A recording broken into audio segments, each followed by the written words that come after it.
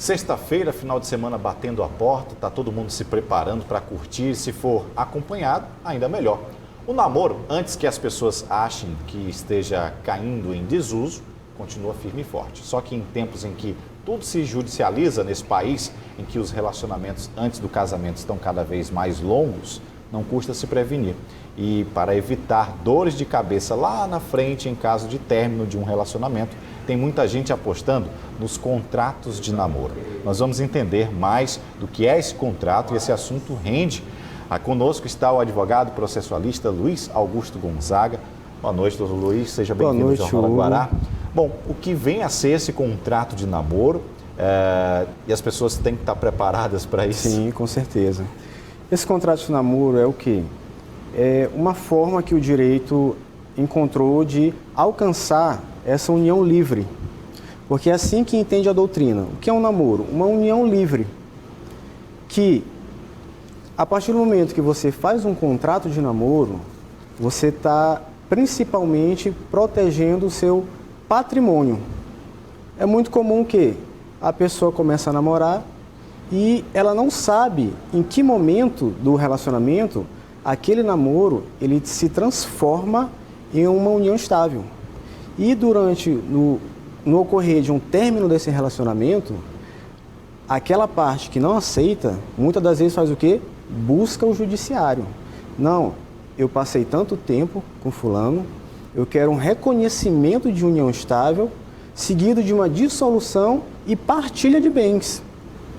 Então, devido a esse grande aumento dos pedidos de reconhecimento de união estável, o que ocorre? Vem o direito, vem legislando o Código de Direito Civil e cria o instituto do contrato de namoro. Olha só que coisa. Que vem sendo já entendido pelo STJ como namoro qualificado. Doutor Luiz, nós temos, o assunto rendeu tanto que nossos telespectadores, assim que souberam que íamos falar sobre esse assunto, sim, a gente tem alguns questionamentos dos telespectadores, e a gente vai botar para você, o senhor poder analisar e você de casa concordar ou não aí com esses questionamentos.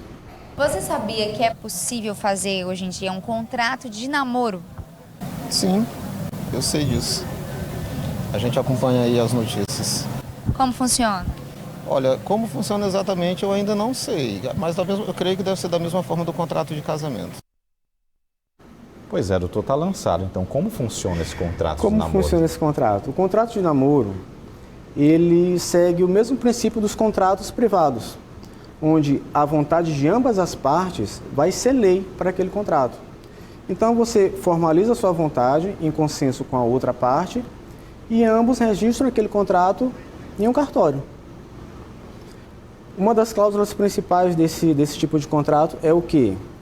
Período de namoro, pode ter um tempo determinado para que a pessoa venha a se conhecer, pode ser que seja um tempo indeterminado e tem muitas pessoas que optam por incluir uma cláusula de indenização por traição.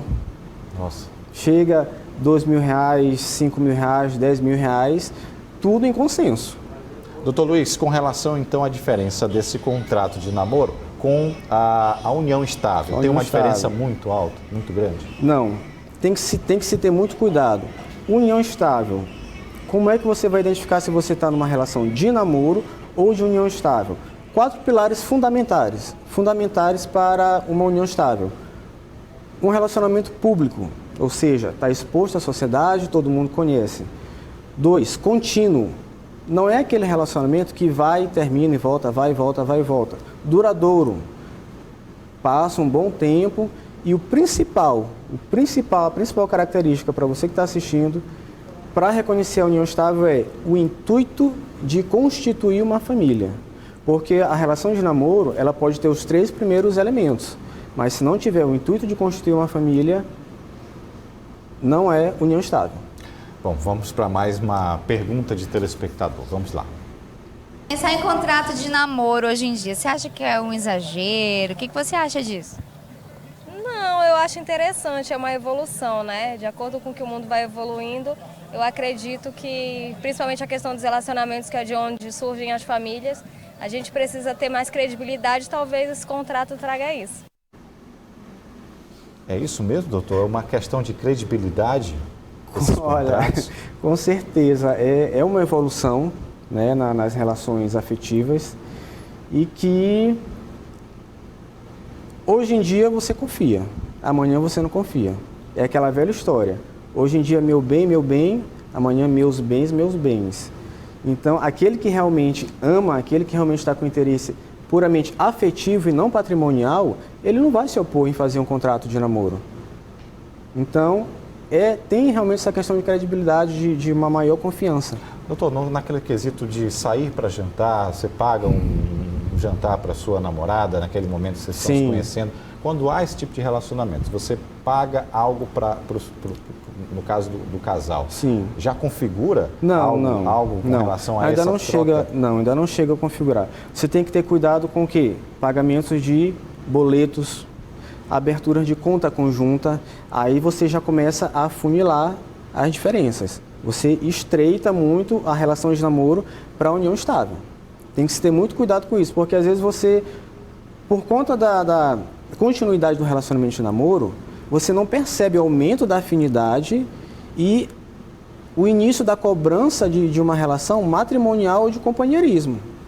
Então, a pessoa tem que ter muito cuidado para não transpassar de um ponto para o outro.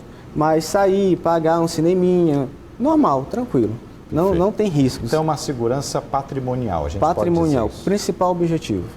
Bom, doutor Luiz Augusto Gonzaga, advogado, com essa temática que levou a gente para conversar com as pessoas na rua, deixou muita gente assustada, mas outras até conhecem esse contrato sim. E que, se for para ser de uma forma que todos se sintam bem, sim, que assim está seja. valendo.